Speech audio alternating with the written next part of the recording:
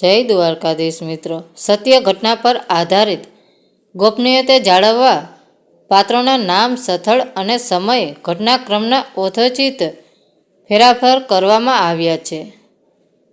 મિત્રો, 2003 ડિસેમ્બરમાં મારા પિતાજીને હોસ્પિટલમાં એડમિટ કરવામાં આવ્યા હતા. એવા ખબર પડતા જે હું પહેલી અવેલેબલ ફ્લાઇટ લઈને મુંબઈ પહોંચી હતી. પિતાજી 10 દિવસ હોસ્પિટલમાં રહ્યા હતા. ભાઈ ઘરે આવી ગયા અને તબિયત પણ સુધારા પર આવવા માંડી હતી. ઘરમાં સહુની હોસ્પિટલની દોડાદોડી પણ ઓછી થઈ હતી. 4 દિવસ પછી હું અમેરિકા આવવા નીકળવાની હતી. આ વખત દરમિયાન હું ભાભીને ઘરમાં મદદરૂપ થવાની કોશિશ કરતી હતી. એક દિવસ સાંજના મેં ભાભીને કહ્યું, હું ફ્રૂટ અને શાકભાજી લઈ આવીશ, તમે થોડો આરામ કરો. ભાભી બોલ્યા, આપણા ટાઉનની શાક માર્કેટ હવે ખૂબ બદલાઈ ગઈ છે, તમને ફાવશે? મેં જવાબ આપ્યો, ચિંતા ન કરો, બિલકુલ ફાવશે. અને હું શાકભાજી લેવા નીકળી. હું નાની હતી ત્યારે માની સાથે શાક લેવા જવાનું મને ખૂબ ગમતું. મુંબઈના નાનકડા સબબ મલાડમાં તે સમયે શાકભાજી લેવા જવું એ એક જાતની સાંજની શેર હતી. માં કાયમ કાનજીભાઈ પાસેથી જ શાકભાજી અને ફ્રૂટની ખરીદી કરતા. મને વિચાર આવ્યો, ભાભીને પૂછી લેવા જેવું હતું કે શું કાનજી કાકાનો એ બાકડો હજી એ છે. કાનજીભાઈનો દીકરો મોહન સાથે મારી 10મા ધોરણ સુધી તો હતો, પણ પછી એ પણ કાનજીભાઈની દુકાને બેસી ગયો હતો. લગ્ન પછી અમેરિકા આવવાની હતી ત્યારે છેલ્લે હું મા સાથે શાકભાજી લેવા ગઈ હતી. એ વખતે કાનજીભાઈને મેં મોહન વિશે પૂછ્યું હતું તો એમણે કહ્યું કે મોહને મુંબઈ શહેરની મોટી માર્કેટમાં શાકભાજી અને ફ્રૂટનો હોલસેલ વેપાર કરવાનું ત્યારે જ શરૂ કર્યું હતું. મોહન બહુ જ મહેનતુ છોકરો હતો. મને વિચાર આવ્યો, શું કરતો હશે મોહન હવે? હું બજારમાં ગઈ પણ મને કાનજીભાઈની એ જાણીતી દુકાન ન મળી.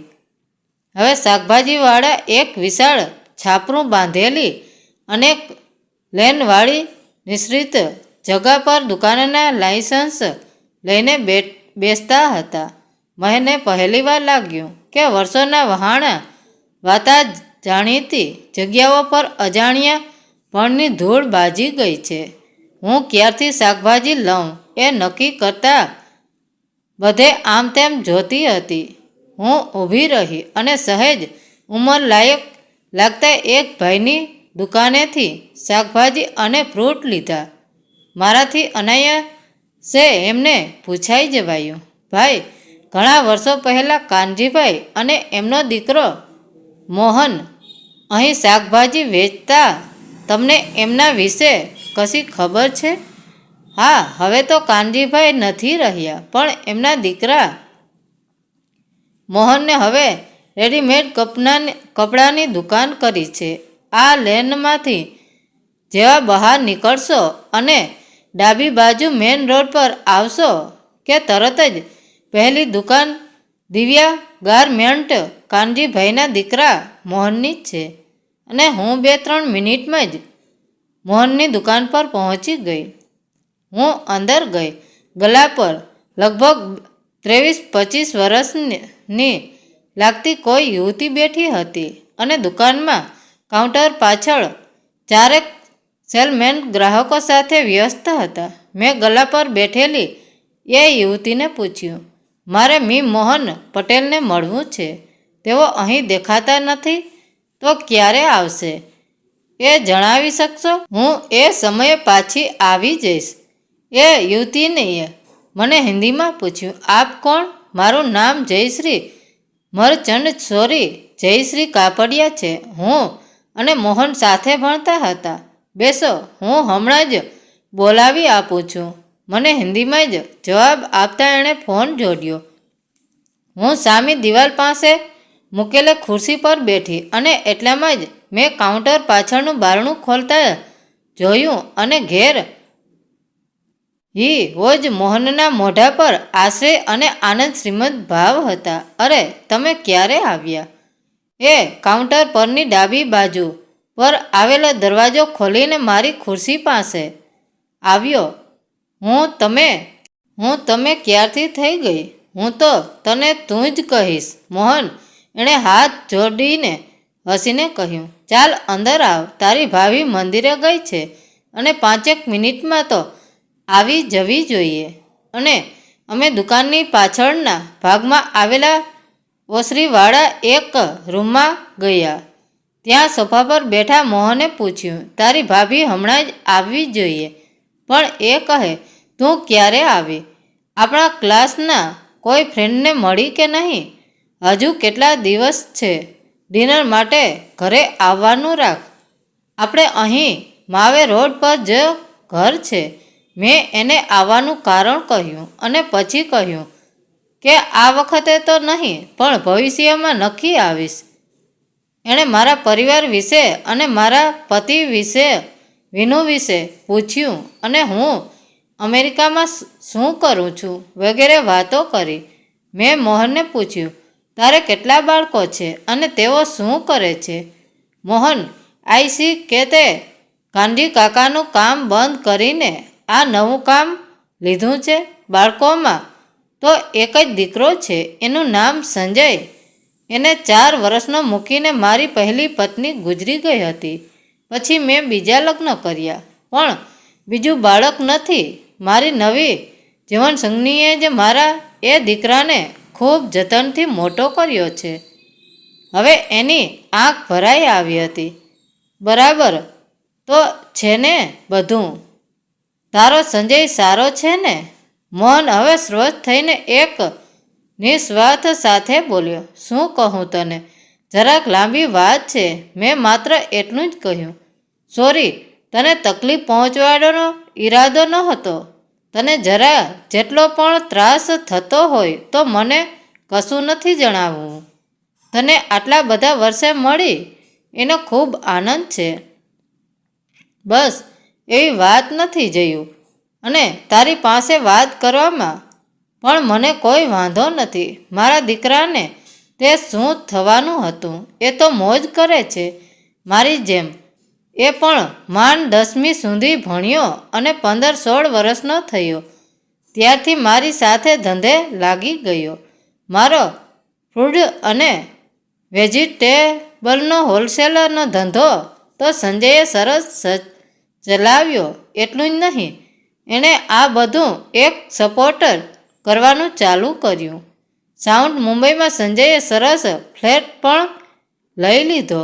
આટલો બધો પ્રોગ્રેસ એણે માત્ર 22-23 વર્ષનો હતો ત્યારે ત્યાં સુધીમાં કરી લીધો. એક વખત એક કોન્ટ્રાક્ટરના ફાર્મિંગના કામે પંજાબ ગયો હતો. ત્યાં એક ખેતરમાં કામ કરતી અનાથ પંજાબી છોકરી જીલના પ્રેમમાં પડ્યો. અમારી ઈચ્છા વિરુદ્ધ એણે એ છોકરી સાથે ભાગીને લગ્ન કર્યા. આ બધું માંડ હજી પાળે પડ્યું હતું. મેં અને એની માએ પણ એના લગ્ન સ્વીકારી લીધા. પણ અમે અમારા માવેના ફ્લેટમાં રહેવા જતા રહ્યા હતા. સંજય હવે ભાગ્યે જ અમને મળવા અમારા ઘરે આવતો. હું તો ઓફિસે જતો હતો તો એને મળવાનું થઈ જતું. પણ એની માં અહીં દીકરાને જોવા હિજરાતી. સંજયની નાની ઉંમર અને અધધ દોલત છતાં બધું ઠીકઠાક ચાલતું હતું. એવામાં અમે દાદા દાદી બનવાના છીએ એવા ખબર મળતા જ પાછળની ફરિયાદો પાછળ જ છૂટી ગઈ ને અમારા ઘરમાં ખુશી છવાઈ ગઈ.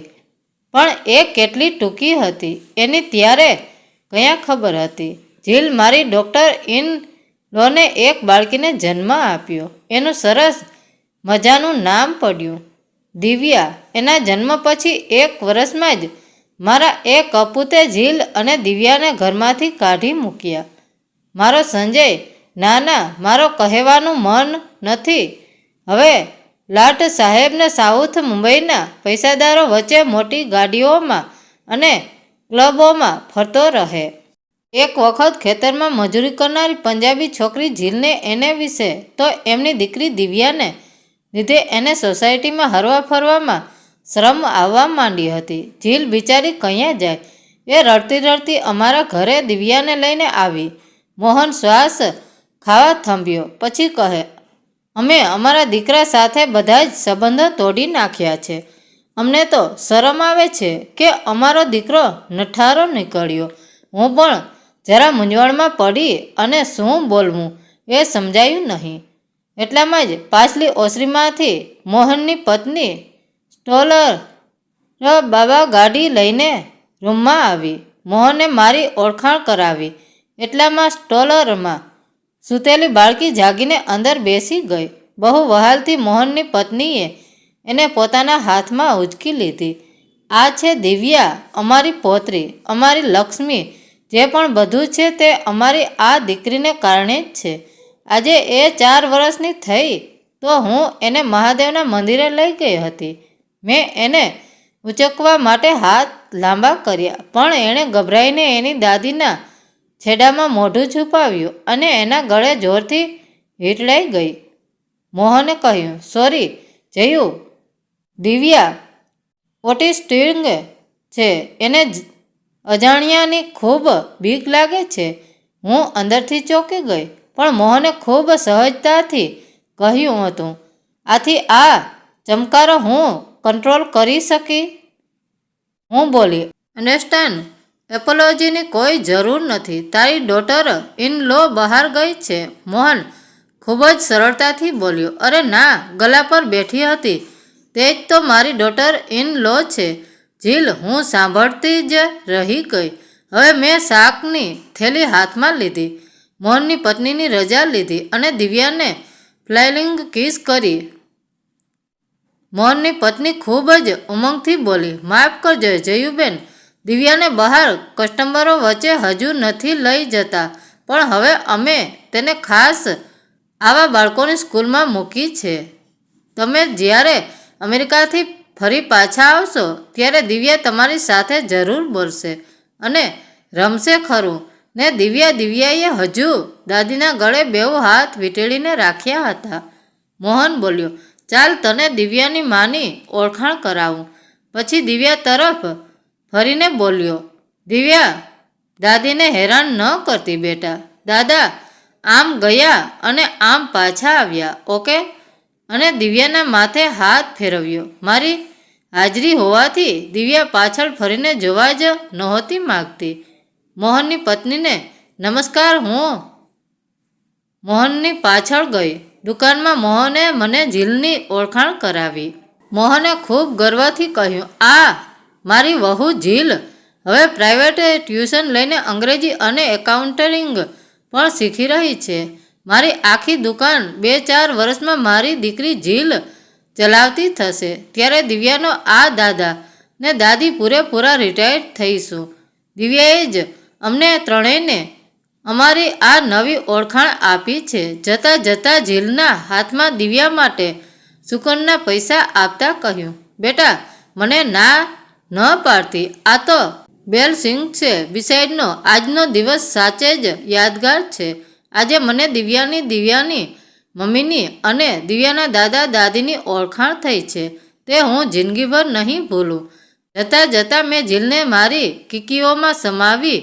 યુવાનીમાં એક લપેટે થઈ ગયેલી એની જિંદગી જ દિવ્યાનો સાચો સહારો હતો. એ સમજી શકી. હું બધું જાણી ગઈ છું એનો ખ્યાલ એને આવી ગયો હતો. એટલે કદાચ એની આંખો થોડી વિચલિત લાગી, પણ એ આંખો વિવેશ નહોતી. અનાથ તરીકે ઉછરવાનો અને સંસાર માંડીને પણ તાર થયાનો ઓછાયો દિવ્યા ઉપર ન પડે એનો અણસારો એના ચહેરા પર સપટસ વચાતો હતો. હું દુકાનમાંથી બહાર નીકળી. બાજુમાં જ પાનની દુકાન પર રેડિયોમાં ગીત રેલાઈ રહ્યું હતું, તેરી ઝીલ સી ગહેરી આંખો મેં. મિત્રો, વાર્તા કેવી લાગી? સારી લાગી હોય તો કોમેન્ટ કરીને જરૂર જણાવજો. ધન્યવાદ મિત્રો. રાધે રાધે.